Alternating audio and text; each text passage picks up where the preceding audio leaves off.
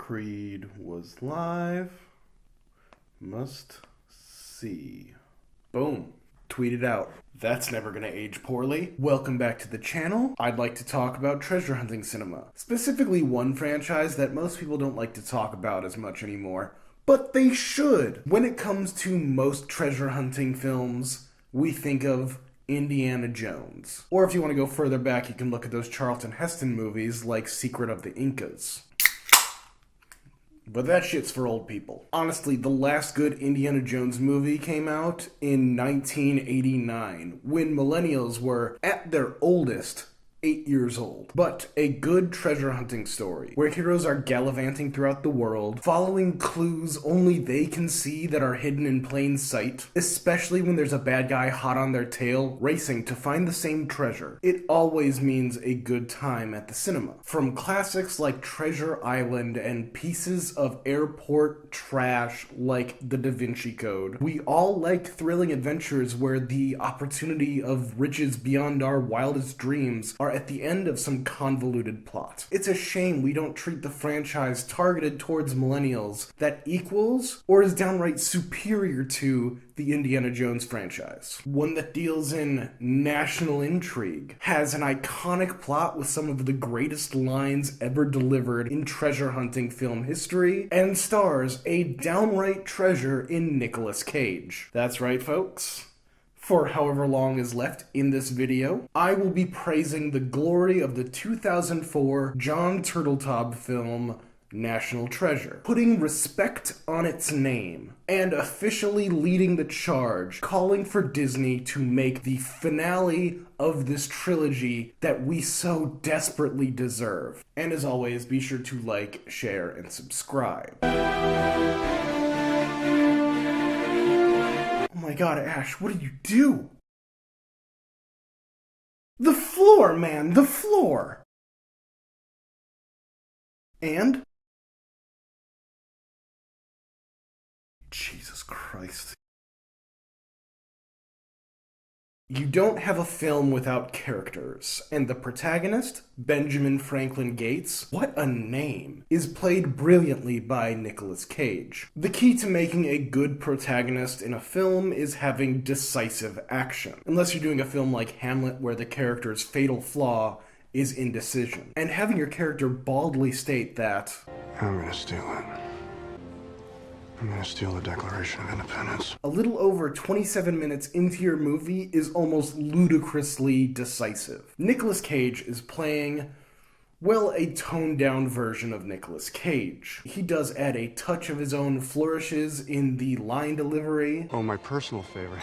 Have their entrails cut out and burned. Without his total insanity coming through. Tell me! How'd it get burned? How'd it get burned? How'd it get burned? But National Treasure utilizes Nicolas Cage's star power almost perfectly. Cage had been a leading action star in several movies leading up to this film. Think The Rock, Con Air, Wind Talkers. But unlike Harrison Ford and his almost too cool persona, Cage is awkward, eccentric, bizarre. And the film makes use of this in his performance while he's muttering and meandering while solving clues. Having him be a cryptographer, don't know if that's a real job, and a borderline conspiracy theorist gives the character this nerdy quality, and is enhanced when he is enthusiastically explaining the clues to his allies, his enemies, and even a clothing store worker who doesn't give a damn about any of this. And with this quirky performance, it enhances the action as well as the character. Because this character is not accustomed to such violent acts, and the way that he fully charges head-on into danger gives the audience a sense of how much he cares about the treasure and the people he surrounds himself with. And his goals are,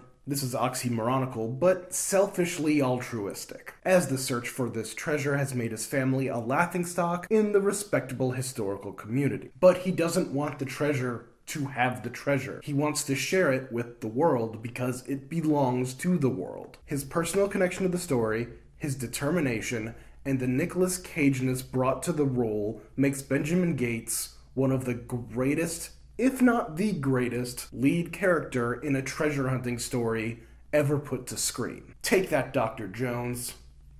When it comes to these types of adventures, the characters paired with the protagonist are often just as important as the protagonists themselves. And National Treasure brings in two characters that pair just so elegantly with Nicolas Cage's Benjamin Gates, in Diane Kruger's Dr. Abigail Chase, and Justin Bartha's Riley Poole. Riley is already working for Gates at the beginning of the film, and he is the tech whiz of the crew, being able to cut into security systems and hack into GPS technologies. But as a sidekick character, Riley's expertise is mostly limited to the technology, and it takes Gates' imagination to break through some of the limitations of said technology. As a character, Riley is a great foil for Gates, as he doesn't have the same deification towards history that Gates does, as well as being a significantly more pragmatic character. He's the one who brings the crew back to reality, especially when they're optimistic for no reason of being optimistic in certain scenes, especially when he's pointing out obstacles that are directly in their way. Gates has this macro view of the plan. Riley's the one who sees step by step where obstacles are and how to overcome them, or just questions how to overcome them. He's also the comic relief character, cracking jokes when appropriate, and he is shown to be one of the best comic relief characters in cinema. He has a purpose, he's not too aggravating, and he doesn't steal the spotlight from the hero. And it's also fun that in about 5 years after this film is released, Bartha becomes, in a way, the treasure at the end of an adventure story in The Hangover. Dr. Abigail Chase is the romantic lead of the film, and she is a fantastic example of a minor antagonist turned ally type character. The key to having a successful romantic subplot in these types of films is making a character that complements the protagonist by bringing in their own expertise to the story. She is just as nerdy about history stuff as Gates is, shown by a character detail of collecting old George Washington buttons. The key to the character is expressed in a line delivered by Cage. But one step short of crazy, what do you get? Passionate. And her clear passion to the Declaration of Independence and American history in general is what gets her roped into the situation to begin with. But as the clues are revealed, she lowers her guard and dives headfirst into this mystery, which allows her chemistry with Gates to blossom. She changes from being a hindrance to Gates at the beginning of the film to basically masterminding what causes the end of the second act, where Gates gets freed from FBI custody through working with the villains of the movie, and the evolution of this character is 100% believable. Let's be honest, in big budget blockbuster adventure movies, the love stories can range from believable to an afterthought. And the fact that this one works so well is a testament to the writing and Kruger's performance. There's a reason why at the end of the film, Gates and Chase get this happily ever after type ending, and we believe it.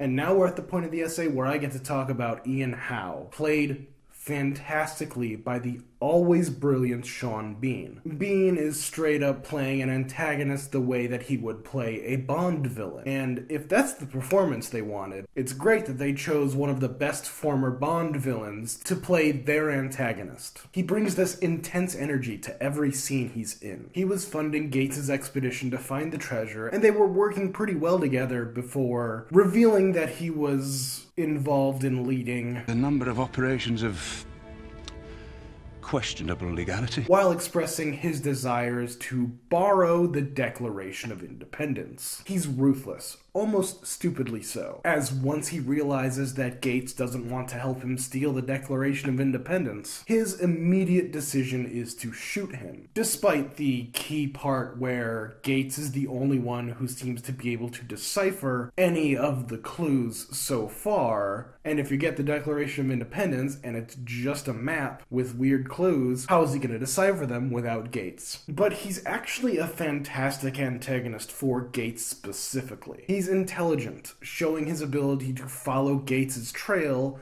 and actually figure out some of the clues for himself. And the two share the same goal, find the treasure. But what separates them is the means of achieving said goal. Gates with his respectful, deliberate, and delicate nature, and Ian with his balls to the wall, shoot first, ask questions never way of doing things. It's also very key to mention that this red, white, and blue patriotic America movie. A film whose main mystery connects all the way back to the signing of the Declaration of Independence and the Founding Fathers themselves, has an antagonist who is a British person, making Howe be Gates's polar opposite. British versus American, greed versus altruism, ruthlessness versus compassion, and even military tactics versus MacGyver-like ingenuity makes the conflict between the two feel genuine and cements this as one of the better cat and mouse chases in adventure movie history. And of course, the cast is rounded out by a secondary antagonist who's more of a glorified cameo, FBI agent Peter Sadusky, played by Harvey Keitel. There's not much to say about him other than the fact that he has this air of authority in every scene that he's in that just comes with being such a pro like Keitel. He's on the trail of Gates and he's a secret Mason. Oh yeah, also John Voight is here as Gates's father, and he's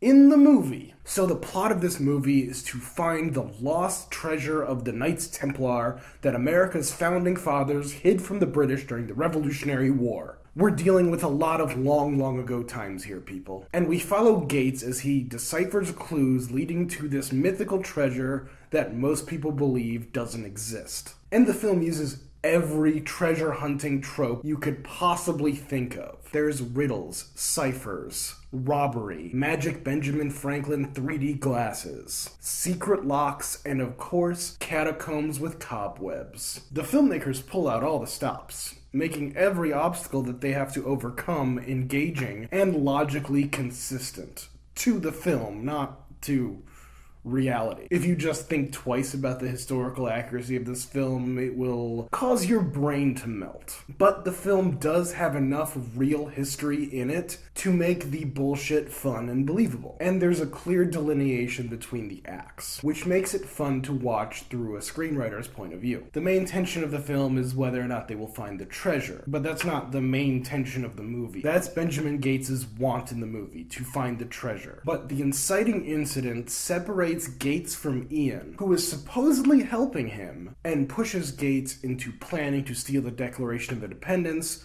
which is the beginning of Act 2. Gates plans to steal the Declaration of Independence to stop Ian from stealing the Declaration of Independence. And actually, his planning to stealing the Declaration of Independence gives an opening for Ian to steal the Declaration of Independence. So if he didn't try to steal the Declaration of Independence, it would still be safe, and there wouldn't be a movie, so he should have done what he did. There's a nice midpoint in the movie where Gates both has the Declaration of Independence and the magic 3D glasses that let him read the map on the back of the Declaration of Independence. But Ian's around and his people are surrounding the building. The Act 2 turning point, which is the lowest part of the character's journey, is when he is kidnapped, his friends and family are kidnapped, and he is forced to work with Ian to find the treasure, and he's not going to get any of it if Ian has anything to say about it. The climax, the final confrontation between Gates and Ian, leaves Gates basically trapped in a hole under Trinity Church. And the resolution, or twist, is when he figures out the final clue, which has something to do with the first clue he finds in the film that unlocks the treasure room. Now I'm going to talk a little bit about the aesthetics of National Treasure. And while many can see the film to be shot as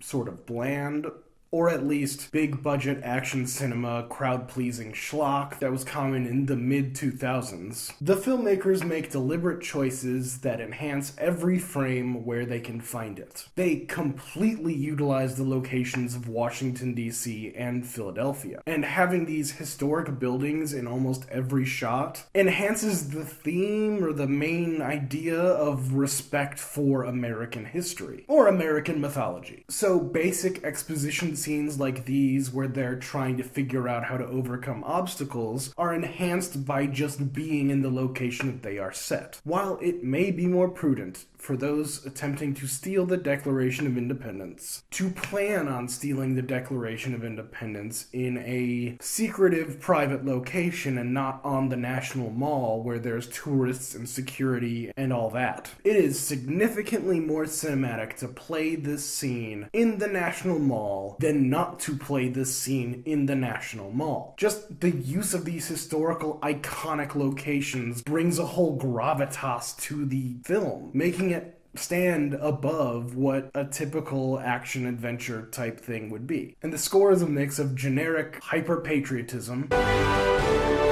and generic thriller.